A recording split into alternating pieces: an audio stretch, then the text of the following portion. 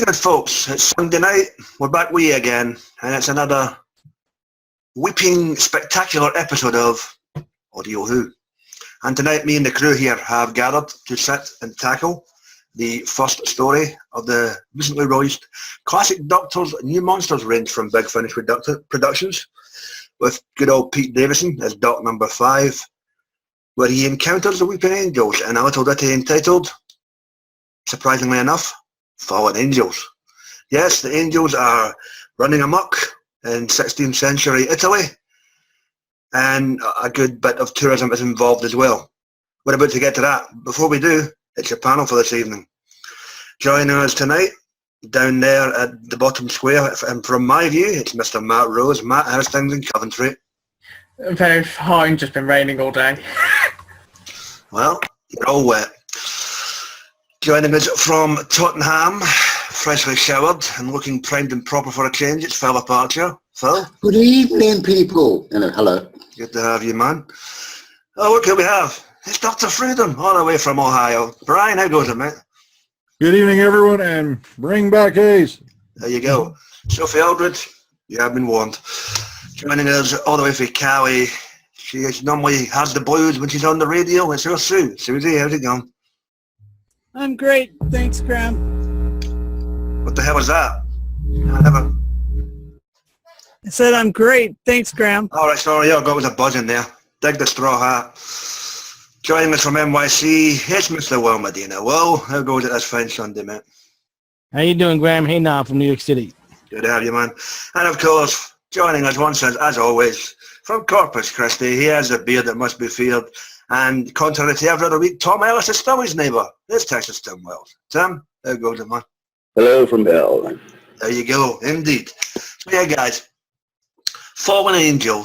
Now, when this first got announced, I must admit there was a wee bit of scepticism on my part. With the Weeping Angels being a purely visual creature, how are they going to pull this off in audio? Is this going to make any sense? And thankfully, I'm glad to report it did. You had some very nice uses of the lighting within the script, and you had statues aplenty within this little ditty. So, where to begin? Opening thoughts. Well, can I get your opening thoughts, please, on Weeping Angels, please? Fallen Angels, Peter Davison. Well, I was like you. I was a little bit skeptic about how this story was going to come out, especially since their first appearance, there haven't really been that many good stories with the angels. But I'm totally shocked how great this story is, and I highly recommend to anybody who hasn't listened to it to please listen to it. And it was good to see Peter Davison by himself, even though he does he does run into a married couple, that he helped, and then they help him deal with the situation. But it was good to see Michelangelo show up, and I like sort of you could almost say the married couple reminded me of the first Doctor's first companions, because they were a history teacher and a science teacher. That was a pretty good nod to that. The only thing I wish, but then again, we don't know, because there's supposed to be another box set of Classic Doctor with new monsters. I wish there would be a sequel to this story, just to see how things turn up years later with those three, you could say, angels locked up. Later on, we get into more of the stories and the characters and all that. No bother, mate. Thank you. Tim, Fallen Angel? Well, I was more skeptical when the set was announced, because to me it just seemed a bit basic. Like, okay, we've got the license. This is what we'll do. Classic Doctors with new monsters. Mm-hmm. But I have to say, after listening to it, I was impressed, because what they really did there was put a Classic Doctor in a new series type situation. In other words, they're using the format of the new series. Mm-hmm. And it sounds like an episode of the new series. When you listen to it, it's pretty much the same format. And I think they should do that more often, but I guess they're having a second box. But because it is one series. I know we tend to argue about it, but it is the same show. And I just thought it was cool to have a fifth Doctor story where he's in that situation. Like Will said, he's alone. He doesn't have any companions with him. But the episode unfolds to where he picks up one or two on the way, and it's a bit tragic at the end. But this is a very good story as well. It's like it's got its funny bits, it's got its horrific bits, and the idea that the angels wouldn't work on audio is just wrong. It works very well. I mean, it's great how they did it with it. They have a little music sting and a little sound effect where you know people got zapped through time. I'm not sure they're the same effects that you had on television, but it all works. So I enjoy it very much. Great, mate. Thank you. So, Fallen Angels, what's the view from Kelly? Opening thoughts? I love Peter Davison. I think he's great. You know, I'm only missing celery and a and a top coat, but he really has an amazing talent, and he's got such a great voice. Oh my heavenly days! I was like, awesome. And then the companions, the married couple, and Piero and Michelangelo, fun. I mean, really great performances, really great characters. I mean, Michelangelo being a grumpy artist was freaking hilarious. I mean, so funny. It was like an artist temperament. I mean, that whole line was just sweet and stellar. And then there was, I mean, and to meet a historical figure, a really cool historical figure, one that we hadn't met, but that the Eighth Doctor actually had met earlier, but we wasn't really talked about except for just talked about. I mean, wow, that was awesome.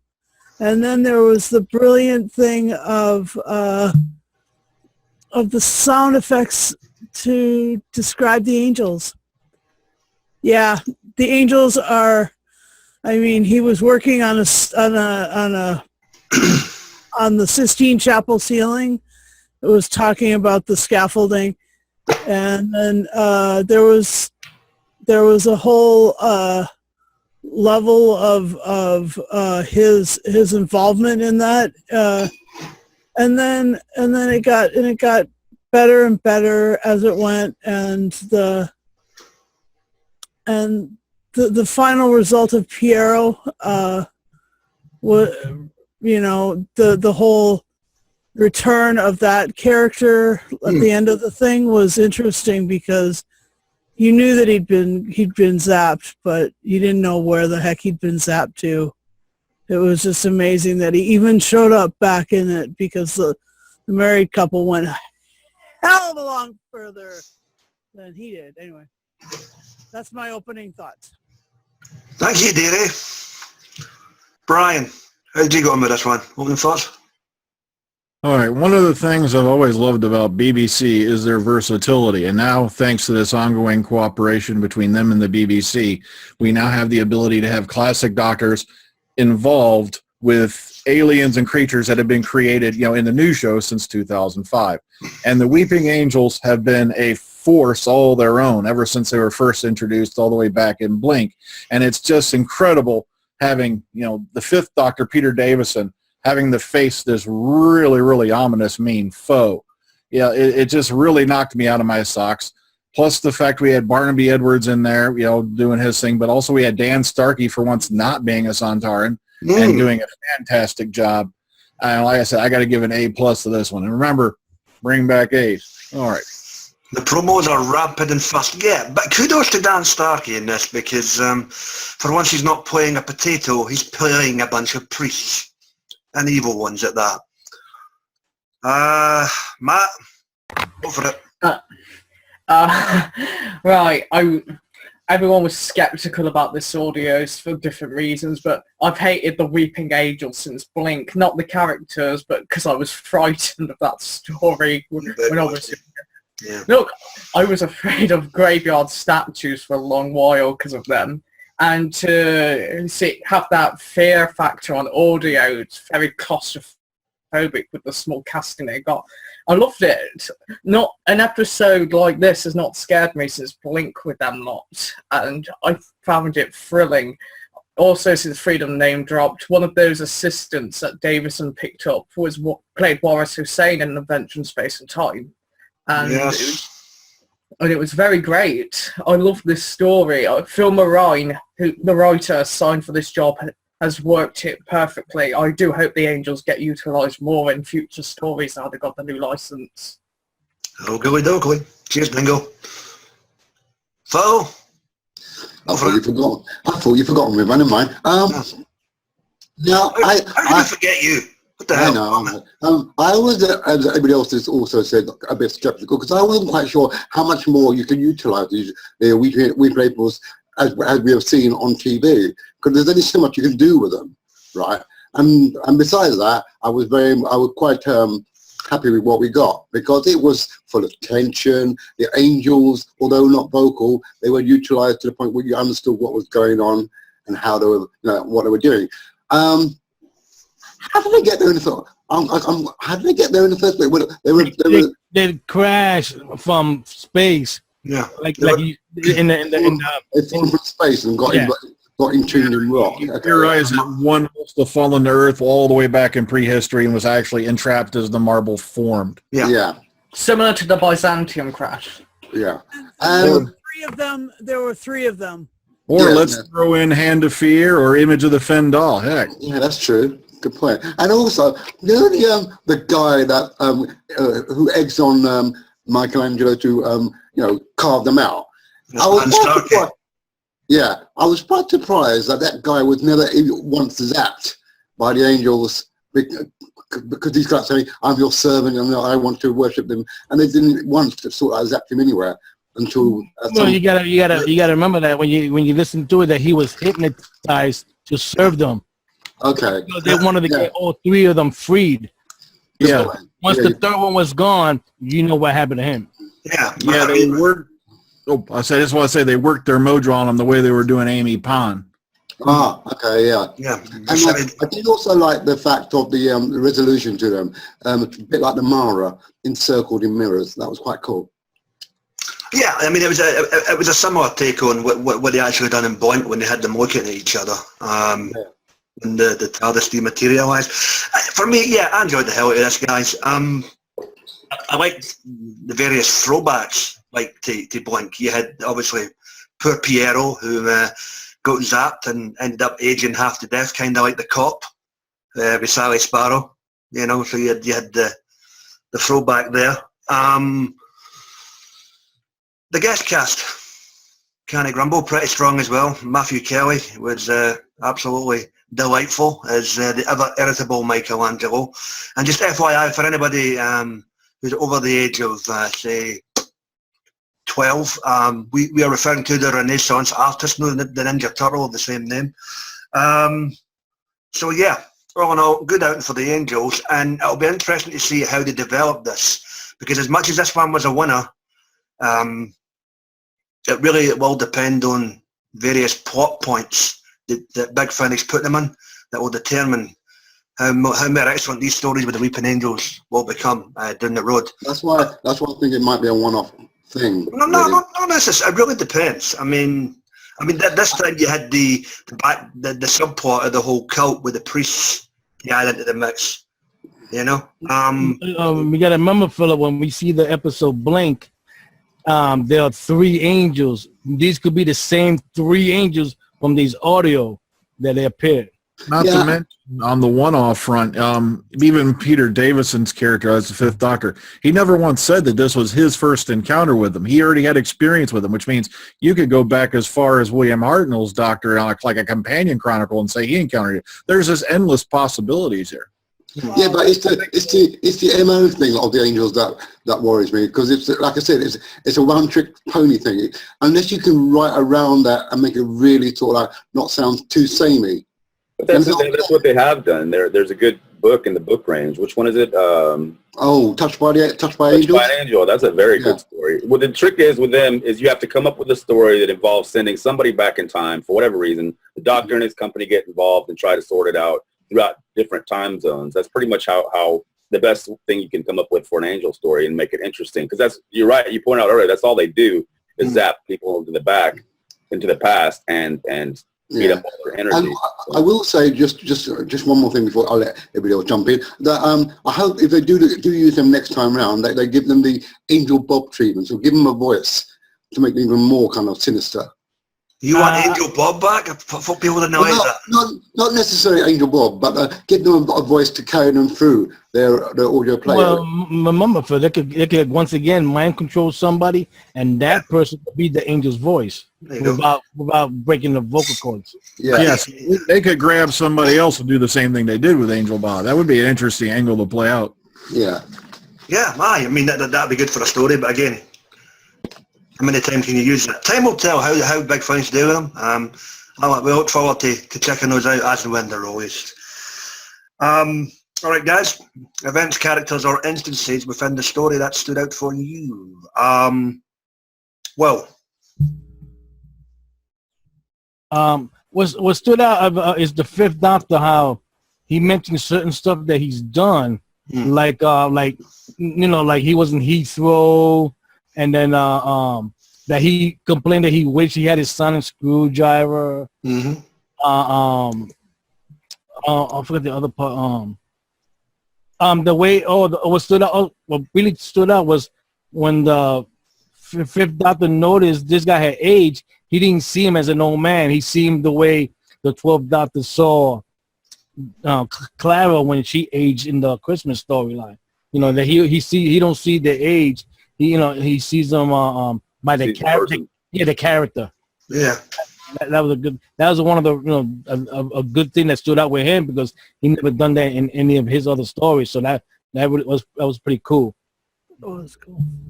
All right. And of course the couple, they stood out because when they got reunited, the Doctor had a funny, even though we don't see it, his reaction to them kissing.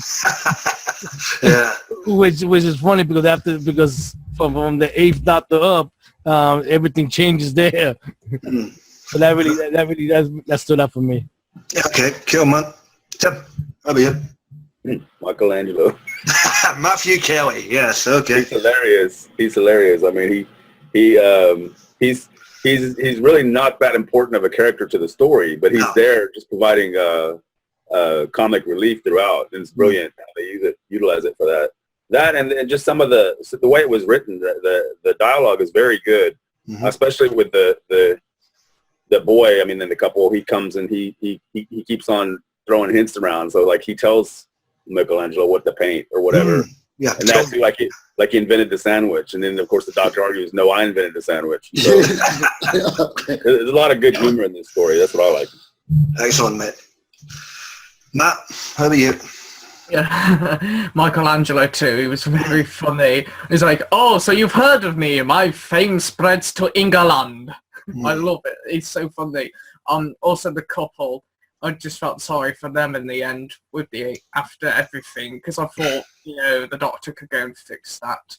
But Davison was on point in this. I found it funny as well when he tried to do the timey-wimey speech and he trails off to it. It's like, I'll think of a way to finish that sentence one day. You mentioned the couple. That was Sasha. Oh crap! Hang on. Darwin, and the wife with Diane Morgan. Diane Morgan. Yeah. Good chemistry. You're right there, Matt. Really good chemistry. Right, Phil. Since you chimed in, you might as well go next. Okay. Yeah. I think I did like the bit where Michelangelo's servant was discovered after he's been zapped. Piero. Piero. That was quite sad for me, because I thought, can you imagine losing, ending up like that? That must be awful for a person. That's sad. And I also like the scene, the bit where the Doctor's telling them when they're in the chapel and the angels are crawling around on the walls. They're crawling along the walls and on the platform things. That was quite exciting and quite tense. The two young lovers, they were good in the story, and you know what, they kind of made it for me, because Peter Davison as the Doctor was kind of secondary to the story, because it's all about them really. But I do take umbrage at the fact that if the angels were there during the time when Peter Davison's doctor was around, and he's a Time Lord, why didn't the Time Lord jump in and try and put those two back where they belong? 3. No, I'm talking about the couple. Since they were The Time Lords are always busy doing other stupid things that have nothing to do with what they should be doing because they're not exactly popular figures in the show. I mean, also the right idea. Yeah. The Fifth Doctor also explained that he can't. It's kind of like that weird fixed time crap they came up with the Angels Take Manhattan. Mm-hmm. You know, once you've been touched by an angel and thrown back, that you've now become a part of historical events in this case. So they also Michelangelo, the only thing I can guess with everything he's done, maybe he's a fixed event and they can't undo those things without really screwing stuff up. Yeah. So does the angels always just throw you back in time or never forwards? Backward, as far as they said. Remember, they said they were because I'm kind of wondering if he ever touched Michelangelo, where would Michelangelo go? Well, I want to finish that. They said they're called the quote-unquote humane assassins because what they do is they touch you, they throw you back in time, then they feed off the energy of your life that would have been if you had been remained in your proper place. Exactly. The only exception to the rule, obviously, being poor old Father Octavian, who got his neck broke. I go figure. Yeah, I know, that was a bit... Okay. Yeah. Well, he had to go and do Game of Thrones, so, you couldn't exactly keep him. Who's left? Sue? Yeah, I really liked the lighting, the fact that they were talking lighting? about... What? You saw lighting? I never. No, I said the lighting. Oh, right, okay. How they described the candelabras and the sconces with the torches. Yeah. And how they described that to make the angel free to move. That was incredible. I mean, I really agree that the lighting was really eerie and scary. The catacombs were full. My thought about this whole angel business being that once you're touched by an angel, you're sent back in time and you can't be rescued from that.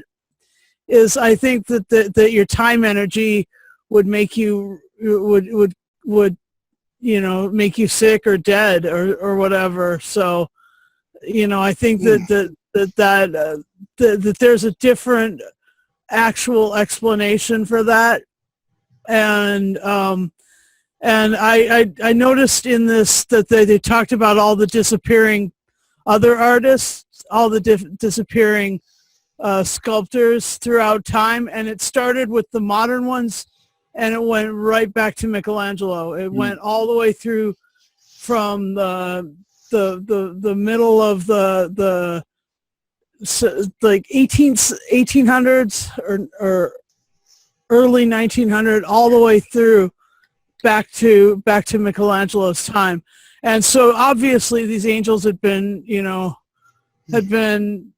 retrying to get out of this situation, or that maybe there were more, but it was just it was a possibility that all these other angels needed to be released from their little marble encasement or whatever. So that was trippy. So those are my geeky, nerdy kind of responses to the real science questions in this. Alrighty, thankfully. And me, yeah. Wait a minute, you forgot Brian. Sorry, man. Keep waving. Waving at you. Yeah, okay. I'm sorry, I got invaded here while she was talking. Let me see. It's hard to narrow it down just to one character because I loved Michelangelo. I also loved the priest because he was one devious bastard. Hey. Plus the fact they had all these nifty little lines they threw in for the Fifth Doctor to kind of bring him up to date. Like, just imagine the roaming charges. Oh, yeah. Because hearing him say something like that, because back in the 80s, cell phones were practically, science fiction themselves at that point. But I kind of felt sorry for poor Piero. The guy, was there to help out and all that. Next, you know, he's zonked back, and then we get to see him again as an old man. But, you know, I really enjoyed the character of Piero, to be honest with you. All right, I'll concur with that. Piero was a nice touch to this story. As I say, it gave you a full, accurate account of just what the angels could do to you. Although it's a wee bit baffling for me how some folk gets touched and they aged it nearly to death, and with the likes of the married couple, they get touched and they just get zonked back, but they remain the same age. No, he didn't get aged. It's because he lived up his life to that point again. Oh, right, okay. He went back more further than 1511. Yeah. Okay. Right. I'm with you now. Yeah. I'll kind of like. Yeah. Okay. I'm bloody hell. Duh. In other words, his older self is down there aging in those chains, while the younger guy was running around up top. I think. Right? Isn't that how it works? Yeah. That's the way it works. Yeah, as I said it earlier, similar to the cop in Blink, who we now is Sparrow. You know what? Right. I would like an angel's origin story, because I want to know where they came from and how they came to be and who's involved in their creation or what's involved. Probably the Time Lords. I reckon that too. That's what I was thinking in my head. So that would be nice to. Do you remember because you remember when Razilon said that when he cursed the people about the weeping able to curse, he said in the end of time. So that was kind of. I bet you they were created for the first Time Wars against the vampires. That's what I probably think. Or either that, or their very presence, you know, how they were, what they did to feed themselves, taught the Time Lords how to do time travel. No. Omega had something to do with that. So as I say, that's the An idea. You know, we're speculating here, guys and dolls, but. You know, no, but for me, yeah, solid outing, solid cast, and you know, what was it? A cast of 1, 2, 3, 4, was it 5, 6 people? 55 minutes. Start to this box set, and the rest of the box set holds up pretty well as well. If you haven't heard it, folks, obtain it, acquire it, go and steal it out the back of a lorry. Hell, purchase every big finish. Go get it. Absolutely stupendous. Right, guys, open mic portion of the cast. Anything else you want to quickly bring up before we get this sucker rated and in the can? Where in the Fifth Doctor's time is this taken? Because he's companionless. So did he drop them off, or was it towards? You really have to have an answer for you, Phil. Well, it had to be after that because he already went to Heathrow and all that, so he already met those characters. Remember, there is a time that he's by himself. So that's why you see. Yeah, because but in that other one called You Will Obey Me, he mentions Little Hodcom, which is the Awakening. Yeah, that's right after the Awakening. He leaves them there and goes and does that while they stay over there hanging out, chilling out with Tegan's granddad, or was it his? All right, so maybe that's in the same kind of time period then. Yeah, because he also mentioned the destruction of the sonic screwdriver, which puts that at post-visitation. Yeah, with the terror. This is definitely later in his career, I would think, probably. Yeah. Okay. And before Perry, obviously, or maybe after, I don't know. And Adric, he probably just gagged him and locked him in the closet because nobody wants to hear him anymore. Oh, poor Adric. Well, you got to give him props that he mentioned Leonardo da Vinci and the multi paintings of Mona Lisa that's around. But I have a question, maybe you guys know, and maybe you don't. It seems a lot of people complained whenever the doctor could not go back and save them. Is it not because if you've been sent back in time by an angel, you automatically have a new timeline that's been set up that you've already lived through? And so if the doctor was to go back and interfere with that, wouldn't that, in fact, create all kinds of wrinkles or whatever? Paradoxes and all that. So time. Is that not why at the end of this one he's unable to help the couple out? But you got to remember that when he left the couple, he had not yet met them in the present time. Mm-hmm. But my point is, if you get zapped by an angel and sent back, are you not in fact quantum locked yourself? In other words, which is why the doctor's unable to zip back. They were locked. He explained because remember they were locked because they had to live their lives, and he had to go back to the present to meet them since they already met him. And he haven't met them yet, so he had to deal with that. But they were going on another. Not to mention that I think I know. I think what made a lot of people mad was the fact that, yeah, sure, they were thrown back in time, but it was the whole quote unquote he can no longer interact with them at all thing that really ticked everybody off. And then they tossed in the ultimate insult that River, with a freaking 51st century Earth time travel device, can go back and visit Amy Rory all she wants, but the guy with a TARDIS that resulted out of a how many billion year civilization can't go back and do it. That it was just kind of like, it was a faulty ending, you know. It was like, Yeah. No, but I was trying to find out what the explanation was for that. Why is it that he can't rescue them? I mean, not so much the way that story ended. I mean, I didn't mean for everybody to shit all over that one again. Well, but, simply put, you see, some people look at time as a linear thing. It's a big ball of wibbly wobbly. Who gives a shit, right? But Brian does make a good point. I just want to say one thing. No, the reason why I was doing the Bring Back Ace thing is because as we're taping this, yesterday was Sophie Aldred's birthday, as well as Celeste Roy's, but also Towson was also Barnaby Edwards' birthday. Indeed, director of this set. Yes. Yeah. But Brian does make a point about if River can go zipping back and forth into that thing with Angel Take Manhattan, why can't a TARDIS do it? It doesn't make sense. He said it damaged it. But you gotta remember, and when it came to the couple, he couldn't bring them back to the present time. But he didn't say he couldn't visit them again, because he said you could live the rest of your life. In other words, your timeline is already rewritten, and you've already got a full life lived. That's why, I mean... Yeah, but time is the property of time.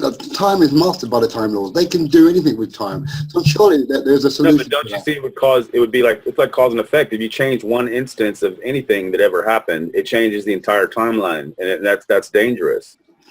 Yeah, but they're dab hand. Well, that's what they say in the show anyway. They said, remember, if they do another story with the Angel, you could have either the 6, 7, and 8 go back and meet the couple years later to see how if any of those 3 angels had escaped like that.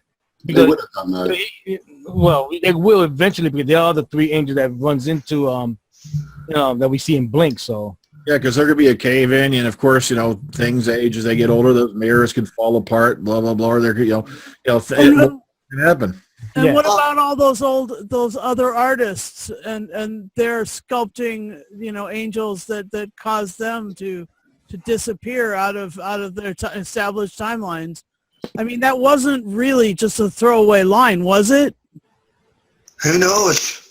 There you enter the Twilight Zone. Yeah. Are angels time travelers? Can they time travel? Angels themselves? No, I have no. They used to. In this story, this is the first appearance on Earth in 1511. Right, because I'm thinking, because I'm sorry to bring up Manhattan one, but remember when the